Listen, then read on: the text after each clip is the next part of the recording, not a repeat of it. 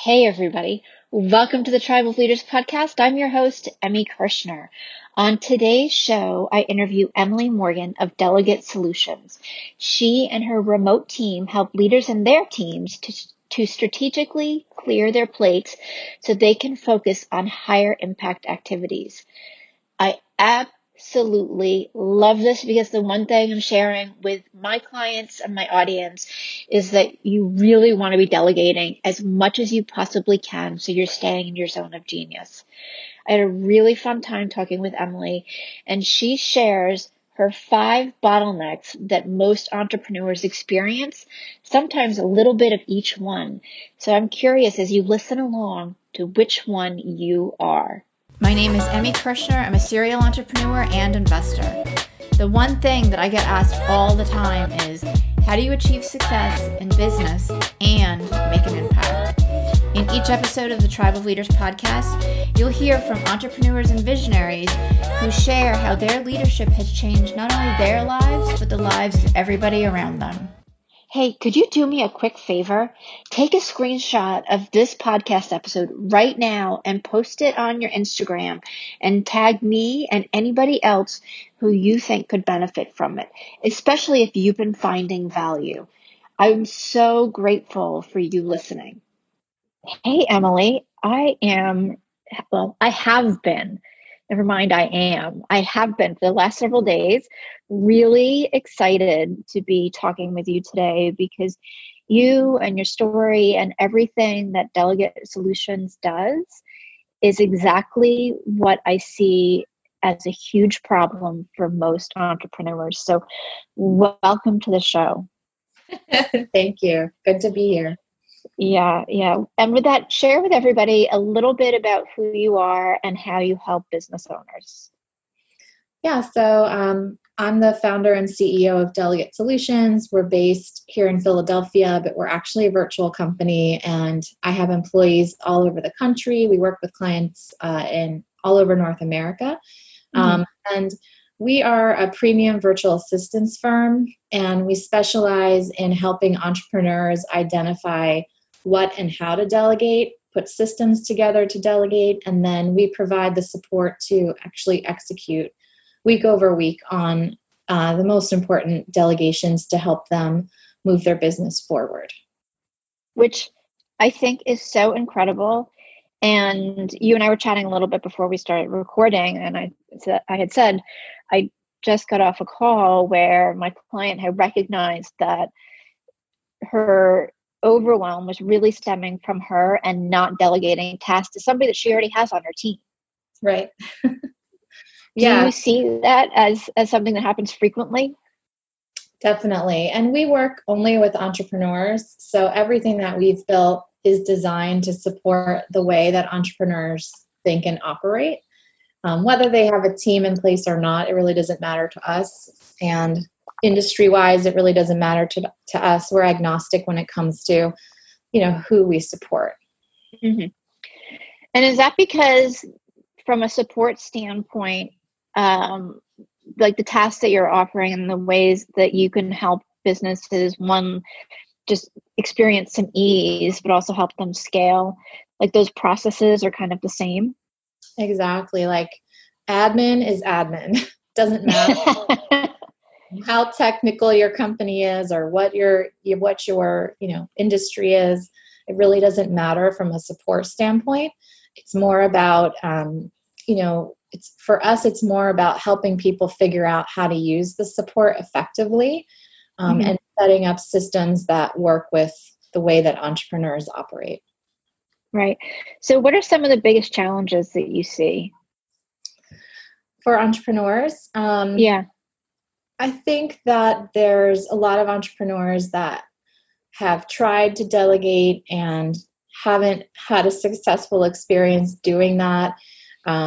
Entrepreneurs in general, just need to control and feel empowered when they're part of the process. But what happens is you reach a ceiling of complexity when it comes to your time, and eventually you're forced to either let things go or die.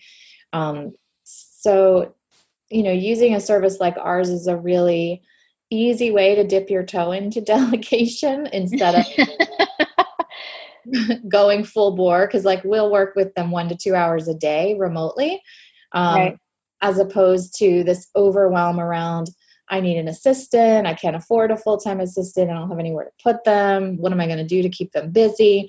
Like all of those things that come into play when you have an on-site staff, which there's certainly reasons to have that formula. But with us, it's more about strategic delegation and putting a strategy together that supports your goals, but also leverages your time with things like scheduling, inbox, travel, personal tasks, stuff like that.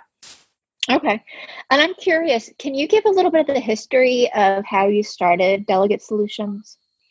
Yeah. So my company's 12 years old. And it started when I was pregnant with my son.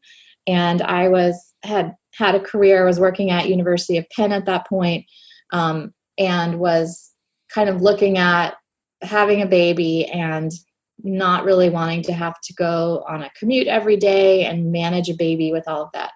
So I was actually on a job interview, just a random interview, and this woman mentioned that she had a virtual assistant, and I'd never heard of that at the time. It was really new, the industry. Right. So I started Googling it and learning about it, and like sort of being able to picture, hey, I can use my skills and I can work from home and I can do this fractionally in a way that works for me and lets me be around with my son.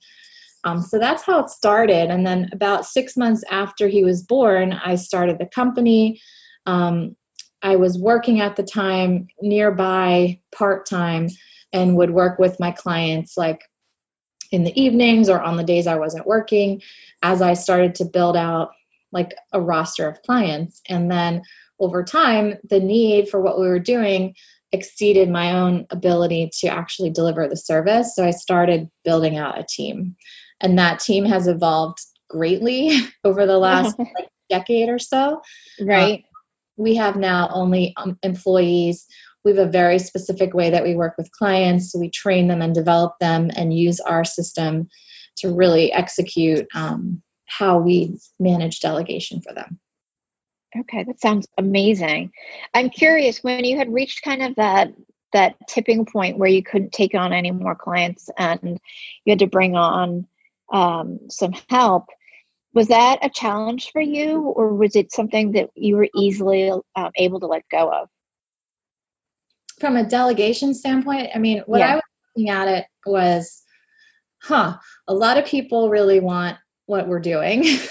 And how do I meet that need and not have to be the one doing it? So that was like the headspace I was in. But at that point, like I don't have a business degree. I went to UPenn, but I have an English major, and my background was really all admin. So I don't have this like entrepreneurial background, but it started just sort of evolve on its own. And a couple years in, as I built the company, I was using 1099 subcontractors, and I was finding like, one, they were unreliable. Two, it wasn't being delivered in the way that I would want it to be delivered. And I really couldn't manage them because they were contractors. So I did the Goldman Sachs 10,000 Small Business Program here in Philly. And one of the outcomes of that class was I need employees. Like if I want to scale this service model, it has to be with employees. So that was a big change that we made about probably 5 years ago at this point. Okay, cool. And has that allowed you to scale, do you think, far more effectively than if you had remained with the contract employees? Oh, totally. Like there was just no way legally that model was going to work for the vision of the company. And, we have a fully remote distributed team. They're all across the country. And yet we still have culture. We have relationships happening across the team. And we operate just like you would with an on-site team. Okay, incredible. What's been your biggest challenge in growing your company and from a leadership perspective? I'll speak to our current biggest challenge of the moment, which I see as my hardest time in business, is really, it has to do with the way that we structured the company to grow the team, because at the end of the day, I'm basically selling people's time for money. So my good is my people. And the way that we built the job worked really well for the last 5+ years. Mm-hmm. And now with the way that the economy is, et cetera, it's really not working well at this point. So we're in the middle of shifting the way that we hire people from from like true flex to something a little bit more concrete that they understand and that we understand, so that we can grow. Right. I think that's amazing that you're recognizing that before it's become something that's limiting the company, and you're really being very proactive. Yeah, I mean, it's been very painful, and I know like all employers are struggling with talent. And just to give you some stats, like last year we had 14,000 people apply to work for us. Now, wow, that's an insane number, right? Yeah. We hire less than 0.5%, right? Like it's even less than that. And even within that, it's still really hard to find right fit talent. So that is my number one rock for the quarter, is working on our talent management plan for the future. Excellent. When you have the right people with, the flex time kind of worked out and what that looks like, what are your goals for the next few years? Yeah, I mean, our goal is really to scale the existing model. We're on a wait list at the moment because we have such demand for what we're doing. And we take our onboarding really seriously, and we're, trying to keep up with that demand. But, what I've been focusing on is how do I create self-managing contained teams that are working together, so that it's a scalable model. Given that we're currently set up, we have some people work 25 hours a week, some people work 40. It really is a flex arrangement, which I always plan to stay true to because I believe in that model. But it's just a little bit more of a construct around how we bring people in. It's going to look different. How we grow these teams will look different. Right. It sounds like you're constantly putting puzzle pieces together. Always. Which is challenging. Yep. It's definitely the hardest part of business that I've experienced. Like what we're going through right now with restructuring the team, it's going to be a lot of change. And so you're working on, like, one of our core values is transparency. So I try to be very transparent with my team about what's going on, what we're doing to resolve it.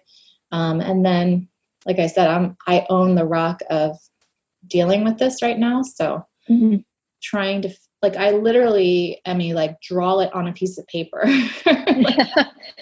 That's how it works. Yeah. I mean, that's how I do a lot of my problem solving from a core standpoint, is like, I literally will get out my markers, so I have different colors, and draw it out, my map, etc. And then it allows me to formulate something that can be more concrete, whether it's a formulated outline or in a spreadsheet type of thing. Yeah. And, we're also looking at changing our, or rolling out an HRIS system, which is new. And there's a lot of complexity in our current system. And so I'm having to not only, like, identify the solution with the help of my team, but, champion it and get my team to embrace it, because I think that it's the right move. So, you're selling internally as well to try and champion the cause. Right. Absolutely. Because you've got to have everybody on board to make it really work and be successful. Correct. And we don't mess around, like, with technology. If we're going to pick something, we're like, that's what we're doing. We don't jump from tech to tech ever. Can you expand on that a little bit? Because I know I have in the past, and many other entrepreneurs too. It's like every other week they're using a different piece of software for the same thing. I think it just burns out your team. It just absolutely burns out your team. Like, you got to remember, like, I'm a student of a strategic coach. I've been in that program for like 5+ years. And one of the models that they teach is that as entrepreneurs, we operate in the freedom zone, the opportunity zone, and our employees operate in a safety zone. Like that's what motivates them to stay in a job is safety and security. And we're motivated by the complete opposite, which is opportunity. So like whenever we will do something related to tech, like there's a beta test group, we're getting their feedback, we're communicating with them why. Like there's so many things that go into us being able to change technology. Yeah. But what we're seeing is just so much complexity that's not scalable that we have to now look into this type of tool. Okay. Really cool. I want to circle back into some of the problems and the bottlenecks that you see with your clients, because I'm sure that this applies to many, many business owners. Can you speak a little bit more about what you see typically and how entrepreneurs can start to address that? Sure. So, I was mentioning earlier that entrepreneurs really struggle with delegation in general.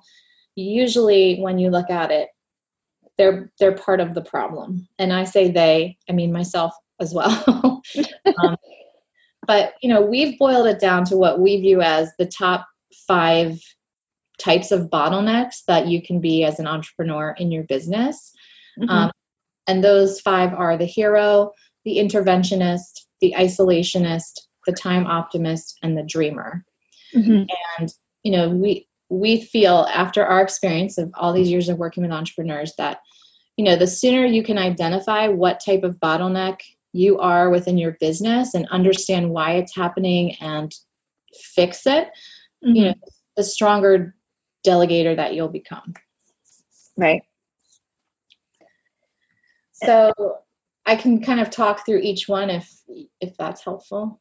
Yeah, let's do that just so that people can identify with which one they are. Yeah. So the first one is the hero. And the hero is really when you've set up your team that they have to permission everything through you. And entrepreneurs are notorious for thriving off this feeling of being needed and necessity and the energy that they get from their contribution to the business. But really, that's not a sustainable growth plan because your team has to be able to make decisions without you all the time involved. Right. How it develops is you basically haven't put the right resources in place. So there's not clear roles and responsibilities around who needs to make which decision. And it's just creating confusion in your team. And they might even start delegation blocking you, which is another term that we've coined where, you're trying to make something happen and the team is blocking you from getting that done because they really have become possessive, and they might even sabotage what you're trying to get done because of this sort of mentality that has come into play. Right. I would think that like this type of person too, they're not ever able to fully step away from their business because somebody always needs to get approval for something before they can move forward. So like even just going on vacation or taking a long weekend becomes more difficult. Yeah, exactly. And last year I took a month off. I did a sabbatical, and it was the first time that I've really completely unplugged from the business, and it was wonderful. And I think it was a really great opportunity for the team to self-function, Right. What about the interventionist? Yeah, so the interventionist is kind of like the micromanager. They're involved in the 80% of what needs to happen instead of really just allowing themselves to be participating in the 20% that requires their, contribution. This also comes out of being the hero complex, or maybe you've just developed some mistrust around delegation in general, and so you don't trust that it will work out well. But all that does is like frustrate your team, and they'll just retreat because they don't feel like their contribution really matters. Right. So this is like a cocoon tendency that you've been protecting yourself and your ideas from errors, and so you just take back the work or you don't let it go in the first place. And you really haven't committed the time to make the delegation successful because you don't trust anyone that you feel like you can hand it off to. What's one step somebody in this position or somebody that's identifying with this could do to start letting go a little bit more, maybe building that trust? Yeah, I'll give two ideas. One is start small. So like, rather than say, I'm going to hand off my scheduling, say, I'm just going to hand off like internal meetings. Let my assistant handle that. And let me give her some time blocks and she can handle the scheduling. So like baby step into it. Another way is, and this is a really important thing, is if it's a recurring activity, turn it into a process. So let your assistant interview you, capture that process, or if and then let them execute on the process, and you can kind of shadow what's happening to build trust. So this is all about trust building with this. Okay, that's awesome. And what about the isolationist? So with this one, it's a communication issue. So the team isn't really clear on the process or what they need from you to get things done. And you're really just too busy and you're not being realistic around your own requirements to get the project done. So you're simply just isolating yourself and not including them in the delegation. Okay. Is this somebody that kind of like wants to DIY everything themselves still? Potentially, but potentially also it's like you're not even creating the time and space for delegation to happen. So for an assistant to be able to step in and support you, they need to be able to communicate with you at least once a day. So if you're in back-to-back meetings like all day, or you're so overwhelmed and you're not giving them any details to get anything done, then they really can't move things forward on your behalf. Okay, got it. And the time optimist. I like this one. Yeah, so I think so many of us are time optimists. I'm definitely one. And, you could be all 5 of these types. We actually have a diagnostic on the site, on our website, where you can take it and score yourself and see which type you are. But the time optimist is just, they're too optimistic about what can actually be accomplished. So like I'm going through this right now with my HRIS system, right? Like I'm championing it. I'm very like prioritizing it. But my team, I have to worry about my team's bandwidth to actually execute it once we pull the trigger. So just being clear on what are the most important things that you need to accomplish each week, and making sure that if you're using a support team to help you do that, that they have the bandwidth to get those things done. Okay. I'm going to say I definitely identify with this one a little bit, because I still, even though my schedule's planned out, pretty well, I still think I can accomplish 20 things in a day. And that affects my team as well. So I'm in a constant process of really just evolving and working on that, so that we're not up against the wall with a deadline. Yeah, and like there's plenty of different strategies that you can use to work on that, like time blocking. We recommend weekly meetings with your team to really just have a communication time. But more importantly, like just an awareness that this behavior where you're oversharing your ideas can actually be really toxic to your team, because a lot of the support staff, if you look at, we use Colby scoring, but if you look at those first 2 numbers, they're high and their quick start is low. So when they're hearing you talk about your ideas, they're not getting that you're ideating. They're getting that this is something you want to work on. And like you're just brainstorming, you're not even committed to the idea yet. So just understand that when you're talking about new ideas to your team. Right. Absolutely. And then last but definitely not least, the dreamer. Yes. So the dreamer is full of ideas, as most entrepreneurs are. And they are lacking in the ability to put a plan together to execute on something. So, one of the things is you love creating ideas, but the challenge is, how do you hand that off to your team to actually bring it to life? And so what they need from you is clarity and commitment around your most important ideas. So I'll refer to a strategic coach tool that we love and use daily with clients. It's called an impact filter. And entrepreneurs can fill out this tool. It talks about why is the project important to you? What does success look like? And you start to lay out your success criteria for the project. In some cases, like just going through that process, you might decide, this really isn't that important to me, but it's an exercise of restraint for you.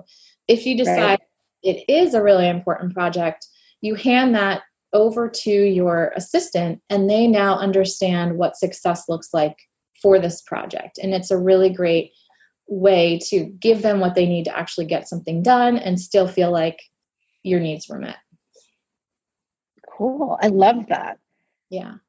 I love that, because a lot of entrepreneurs I know too, like it's not even one idea. It's like they've got 5 ideas going and then none of them happen.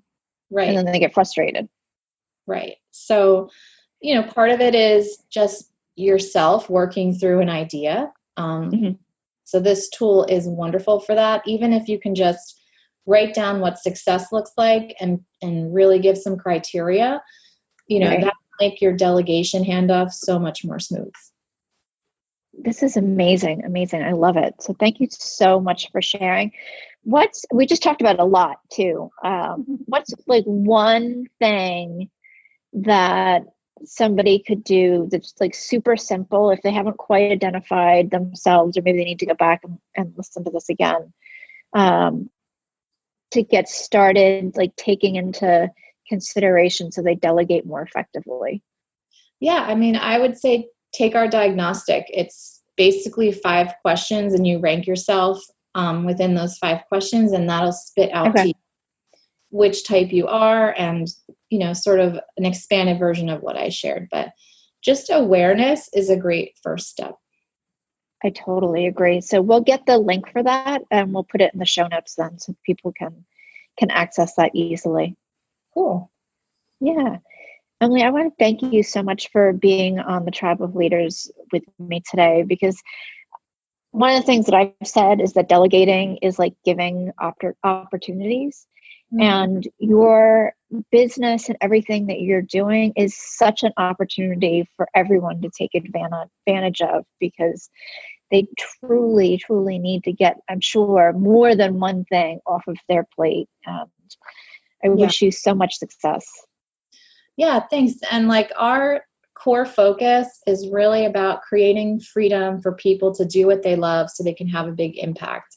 And for us, we believe that delegation is the foundation for growth of you and your company. So everything we do ties to freedom. Absolutely. Absolutely. And if somebody wanted to connect with you, how can they do that? Sure. Our website is delegatesolutions.com, and everything else stems off of there. So email, Facebook, LinkedIn. Okay. Perfect. And we'll get all those links in the show notes as well. And for those of you who are listening, if you found this episode super helpful, do me a favor and go over to Apple Podcasts and leave us a rating and review. We'll see you next time. As an entrepreneur, do you ever feel isolated, like you're just grinding away and not getting to the place or reaching the goals that you want? Maybe you've realized that you just spent days, weeks, or even months trying to accomplish something, only to figure out that the answer that you have would have saved you all of that time. I know I've had that experience, and my clients have as well. And that's why I created the Tribe of Leaders Biz School. Get the accountability, the training, and the knowledge base in a community of like-minded people who are there to support you. Go ahead and check it out. It's thetribeofleaders.com.